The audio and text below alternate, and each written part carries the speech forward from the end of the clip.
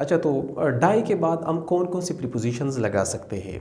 ज़्यादातर लोगों का ये कंसेप्ट बना हुआ है कि डाई के बाद हम सिर्फ ऑफ लगा सकते हैं। ऐसा बिल्कुल नहीं है। डाई के बाद हम मुख्तलिफ प्रीपोजिशंस का इस्तेमाल कर सकते हैं। आइए समझते हैं और इसको अंडरस्टैंड करते हैं कि डाई के बाद हम कौन कौन सी प्रीपोजिशंस लगा सकते हैं। सबसे पहले आप देख सकते हैं एक सेंटेंस, ही डाइड, यहाँ पर भी एक ब्लैंक है और उसके बाद है मलेरिया।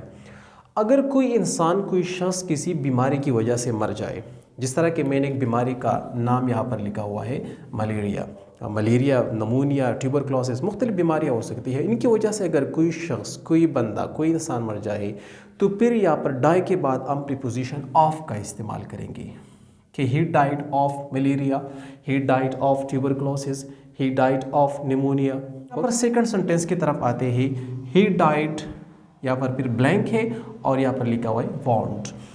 कोई इंसान अगर बाहर उसे कोई इंजरी हो जाए, कोई ज़ख़म हो या कोई वाउंड हो और उसकी वजह से वो इंसान मर जाए, तो यहाँ पर फिर इस वाउंड या इंजरी से पहले और डाइड के बाद हम फिर इस्तेमाल करेंगे फ्रॉम, कि he died from wound, he died from injury. अगर कोई इंसान इंजरी या किसी वाउंड की वजह से मर जाए तो फिर हम ऑफ का इस्तेमाल नहीं करेंगे बल्कि फ्रॉम का इस्तेमाल करेंगे।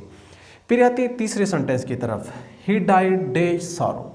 अगर कोई इंसान किसी गम की वजह से, परेशानी की वजह से, या बाज़ औक़ात इंसान जो है एक्सट्रीम हैप्पीनेस की वजह से भी मर जाता है, बहुत ज़्यादा खुश हो जाता है वो इंसान और ज़्यादातर खुशी की वजह से वो मर जाता है, तो यहाँ पर फिर हम इस्तेमाल करेंगे ही डाइड विद।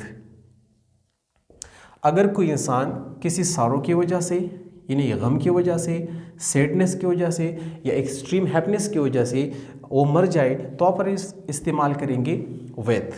अब आते हैं चौथे सेंटेंस की तरफ, ही डाइड, ब्लैंक है यहाँ पर और फिर लिखा हुआ है एक्सीडेंट।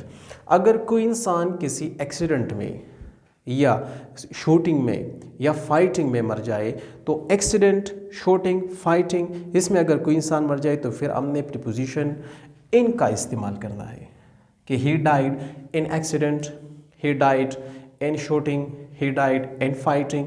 तो मुख्तलिफ प्रीपोजिशन हम लगा सकते हैं डाइट के बाद। सिर्फ नहीं है, ये नहीं है कि हमने सिर्फ ऑफ का इस्तेमाल करना है, ये नहीं, बिल्कुल अब आप समझ चुके हैं कि किन किन प्रीपोजिशंस का इस्तेमाल हमने करना है डाइट के बाद और कहाँ पे इन प्रीपोजिशंस का इस्तेमाल करना है। Thank you so much.